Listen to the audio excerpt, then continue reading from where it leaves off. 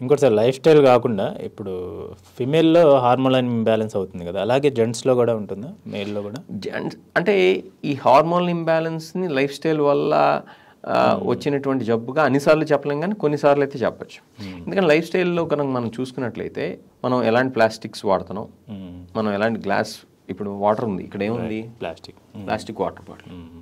ఈ plastic water బాటిల్లో ఉండేటువంటి వాటర్ డేంజరస్, ఎందుకంటే దీంట్లో ఉండేటువంటి కెమికల్స్ ఏవైతే ఉన్నాయో లీష్ అయ్యి ఇది మన శరీరానికి హామ్ చేస్తుంది. మన ఆఖరికి కొత్తగా పుట్టేటువంటి బిడ్డలో కూడా ఈ ప్రవేశిస్తున్నాయి, తల్లి ద్వారా ప్లాసెంటా ద్వారా, అంత డేంజరస్ ఇది. కాబట్టి అలానే ఫెర్టిలైజర్స్, పెస్టిసైడ్స్, ఇవి కూడా మనం ఎంతగా దూరంగా పెట్టి ఆర్గానిక్గా తింటే అంత మంచిది. కాబట్టి ఇంతకుముందు మనం చెప్పుకున్నటువంటి విధంగా ఎంత న్యాచురల్ లైఫ్ని లీడ్ చేస్తే అంత మంచిది. అలా అని చెప్పి మనం ఫారెస్ట్కి వెళ్ళి బతకమని చెప్పట్లేదు నేను. కాకపోతే ఈ ప్లాస్టిక్ వాటర్ బాటిల్స్ బదులు మన good old glass water bottles లేకపోతే మెటల్ వాటర్ బాటిల్స్ వాడుకుంటే మంచిది, స్టెయిన్లెస్ స్టీల్ లాంటి.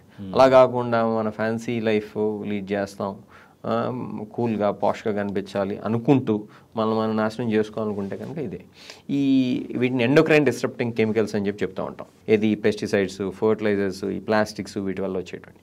దానివల్ల ఏంటంటే ఆడవాళ్లలో మాత్రమే కాదు మగవాళ్ళల్లో కూడా ఈ యొక్క హార్మోనల్ ఇంబ్యాలెన్స్ అనేది వస్తూ ఉంటుంది. హార్మోనల్ ఇంబ్యాలెన్స్ అంటే చాలామంది ఏమనుకుంటారంటే టెస్టోస్టెరాన్, ఈస్ట్రోజన్స్ మాత్రమే అనుకుంటారు. అవే కాదు, థైరాయిడ్ హార్మోన్ కావచ్చు, అది కార్టికోస్టెరాయిడ్స్ కావచ్చు.